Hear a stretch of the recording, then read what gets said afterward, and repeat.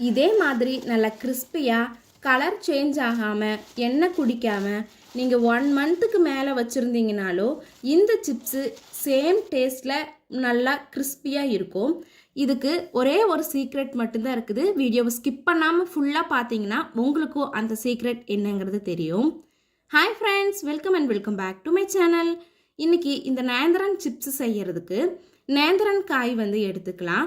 அதுவும் பழமாகவும் இருக்கக்கூடாது, ரொம்ப பிஞ்சு காயாகவும் இருக்கக்கூடாது. நல்லா முத்தின காயாக பெருசாக எடுத்தோம்னா சிப்ஸ் வேக போடவும் செய்யலாம், நல்லா பெருசாகவும் கிடைக்கும். இதோட தோல் ரிமூவ் பண்ணுறதுக்கு முன்னாடி உங்களோட கையில் ஆயில் அப்ளை பண்ணிட்டீங்கன்னா இதிலிருந்து வர அந்த பால் கையிலையெல்லாம் ஆகாது. அதே மாதிரி நம்ம கட் பண்ணுற கத்திலையுமே ஆயில் அப்ளை பண்ணி வச்சுக்கிட்டோம்னா நமக்கு க்ளீன் பண்ணும்போது ஈஸியாக இருக்கும். இப்போ இதோட தோலெல்லாம் ரிமூவ் பண்ணுறதுக்கு வேண்டி 2-3 இடத்துல இது மாதிரி கீறல் போட்டுட்டு நம்ம தோல் ரிமூவ் பண்ணோம்னா ஈஸியாக ரிமூவ் பண்ணிடலாம். உங்களுக்கு தேவைப்பட்டதுன்னா 2-3 இடத்துல போட்டுக்கோங்க. அப்படி இல்லைன்னா ஒரே ஒரு இடத்துல மட்டும் கீறல் போட்டுட்டு தோலை நம்ம ரிமூவ் பண்ணி எடுத்தோம்னா ஈஸியாக உறிஞ்சு வந்துடும். எல்லாருக்குமே தெரியும் இந்த நேந்திரன் சிப்ஸு கேரளாவில் ரொம்பவே ஃபேமஸ். ஆனால் ரேட்டும் அதிகம். கொஞ்சம் தான் இருக்கும், ஆனால் ரேட் அதிகம். அதை நம்ம வீட்டிலையே வாழைக்காய் வாங்கி நமக்கு தேவை மாதிரி செஞ்சுக்கலாம். இப்போ பார்த்தீங்கன்னா எல்லா நேந்திரன் காயுமே தோல் ரிமூவ் பண்ணி எடுத்து வச்சாச்சு. இதை நம்ம வாஷ் பண்ண வேண்டாம், ஏன்னா தோல் மட்டும்தான் நம்ம ரிமூவ் பண்ணியிருக்கிறோம். வாஷ் பண்ணணும்னா எண்ணெயில் போடும்போது ரொம்பவே தெறிக்க ஆரம்பிச்சிரும். அதனால் அதை நம்ம அப்படியே வச்சுட்டு இப்போது அந்த சீக்ரெட் இன்க்ரீடியன்ட் என்னென்னு தான் பார்க்க போகிறோம்.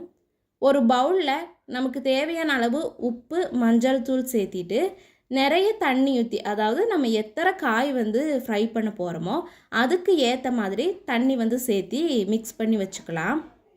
இது மாதிரி கடைகளில் கேட்டோம்னா நேந்திரன் சிப்ஸ் போடுறக்குள்ள இந்த கட்டை கிடைக்கும். இது 2 சைடுமே நம்ம சீவுற மாதிரி இருக்கும். சைடில் ஸ்க்ரூ அட்ஜஸ்ட் பண்ணுற மாதிரி இருக்கும். இது மாதிரி கட்டை வாங்கிட்டு எண்ணெயை நல்லா ஹீட் பண்ணிக்கலாம். டைரெக்டாக எண்ணெயில் சீவி விடுறதுக்கு முன்னாடி இந்த கட்டையில் ஒரு 4-5 டைம் நல்லா சீவி ப்ராக்டிஸ் பண்ணதுக்கப்புறமா எண்ணெயில் சீவி விடுறதுக்கு ஸ்டார்ட் பண்ணுங்கள். ஏன்னா அந்த பிளேடு கொஞ்சம் ஷார்ப்பாக இருக்கும். அதனால் கொஞ்சம் ப்ராக்டிஸ் பண்ணதுக்கப்புறமா டைரெக்டாக எண்ணெயில் சீவி விடலாம். அது 2-3 டைம் நம்ம செய்யும் போதே நமக்கு ப்ராக்டிஸ் ஆயிரும். அந்த அளவை எப்படி அட்ஜஸ்ட் பண்ணி வைக்கணுங்கிறது நமக்கு தெரியும். இப்போ எண்ணெய் நல்லா ஹீட்டான உடனேயே இந்த நேந்திரன் சிப்ஸ் போடுறதுக்கு ஸ்டார்ட் பண்ணிடலாம். இப்போ ஒரு காயாக எடுத்து நல்லா சீவி விட்டுக்கலாம். நல்லா பெரிய கடாயில் இது மாதிரி சைஸில் நம்ம ஃப்ரை பண்ணும்போது ஒரு 2-3 காயெல்லாமே ஒரே டைமில் நம்ம சீவி ஃப்ரை பண்ணலாம். இப்போ ஒரு காய் ஃபுல்லாகவே முடிஞ்சுது. செகண்ட் நாங்கள் சீவி விட்டுட்ருக்குறோம். நிறைய பேருக்கு இந்த பொருள் இருக்கிறது தெரியும், நிறைய பேருக்கு தெரியாது. தெரியாதவங்க கடையில் போய் கேட்டிங்கனாலே இந்த கட்டை கிடைக்கும். நம்ம கத்தியில் சீவும் போது என்ன ப்ராப்ளம்னா ஒரே டைமில் இவ்வளவும் நம்மளால் சீவ முடியாது. எண்ணெய் பாயில் ஆகிட்டே இருக்கும், அந்த ஈவனாக ஃப்ரை ஆகாது. இந்த கட்டையில் சீவும் போது சேம் ஷேப்பாகவும் இருக்கும், வேகம் ஈவனாக ஃப்ரை ஆயிரும். இதுதான் ஒரு பெனிஃபிட்டு. கத்தியில் நம்மளால் நிறைய சீவவும் முடியாது, ஷேப்பும் மாறும். நீங்களும் இதே மாதிரி ஒரு டைம் வாங்கி வச்சுட்டு செஞ்சு பார்த்துட்டு எப்படி இருந்ததுன்னு கமெண்ட் பண்ணுங்கள். 2-3 காய் நல்லா சீவி விட்டதுமே ஒரு கிளறி விட்டுறலாம். ஏன்னா காய்கள் மேலே ஒட்டி இருக்கும், சில டைம் ஈவனாக ஃப்ரை ஆகாது. அதனால் ஒரு டைம் நல்லா கிளறி விட்டுட்டோன்னா மேலே இருக்கிறது கீழே இருக்கிறது எல்லாமே ஈவனாக ஃப்ரை ஆகிறதுக்கு ஸ்டார்ட் ஆயிரும். நல்லா பபிள்ஸ் வந்துட்டே இருக்கும். அந்த பபிள்ஸ் எல்லாம் ஃபுல்லாக எப்போ ஸ்டாப் ஆகிறதுக்கு ஆகுதோ, அதாவது நல்லா ரெடி ஆகிறதுக்கு முன்னாடி அந்த பபிள்ஸ் எல்லாமே ஸ்டாப் ஆகும். அந்த டைமில் நம்ம மிக்ஸ் பண்ணி வச்சுருக்கிற இந்த மஞ்சள் தூள், உப்பு, தண்ணி இந்த 3ஐயுமே சேர்த்து மிக்ஸ் பண்ணி வச்சுருப்போம். அந்த மிக்ஸை இதில் சேர்த்திக்கலாம்.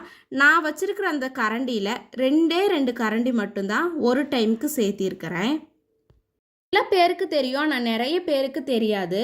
நம்ம இது மாதிரி இந்த தண்ணியை சேர்த்தும் போது இதிலேயே உப்பு, மஞ்சள் தூள் எல்லாமே இந்த நேந்திரன் சிப்ஸில் நல்லாவே பிடிச்சிக்கும். இதே நம்ம கையில் சீவிட்டு அது மேலே ஃபுல்லாக ஃப்ரை பண்ணிவிட்டு உப்பு மஞ்சள் தூள் சேர்த்தும் போது அது நவுத்த மாதிரி ஆயிரும். அதுக்கு ரீசன் வந்து இதுதான். கடைகளில் இது மாதிரி செய்யறதுனால தான் எத்தனை டேஸ் வச்சுருந்தாலும் அந்த கிறிஸ்பினஸும் டேஸ்ட்டும் கலரும் சேஞ்ச் ஆகாமல் இருக்குது. நீங்களும் இந்த டிப்பை வந்து யூஸ் பண்ணி பாருங்கள். இப்போ இந்த ஃப்ரை பண்ணி எடுக்கும்போது அந்த சவுண்டு வந்து கேட்கும், இந்த கிறிஸ்பினஸ்ஸு. இந்த தண்ணி சேர்த்திட்டு ஒரு 2 மினிட்ஸ்க்கு மேலே நீங்கள் இதை வந்து வச்சுருக்க வேண்டாம். ஏன்னா அப்போவே அது வந்து ரெடி ஆயிரும் ஆல்மோஸ்ட்டு. இந்த தண்ணி சேர்த்தனதோ அந்த தண்ணியில் இருக்கிற உப்பு மஞ்சள் தூள் மட்டும் அதில் பிடிச்சா போதும். அதுக்கப்புறமா அந்த பபிள்ஸ் ஃபுல்லாகவே அடங்கினதுக்கப்புறம் நம்ம வந்து எடுக்க ஸ்டார்ட் பண்ணிடலாம்.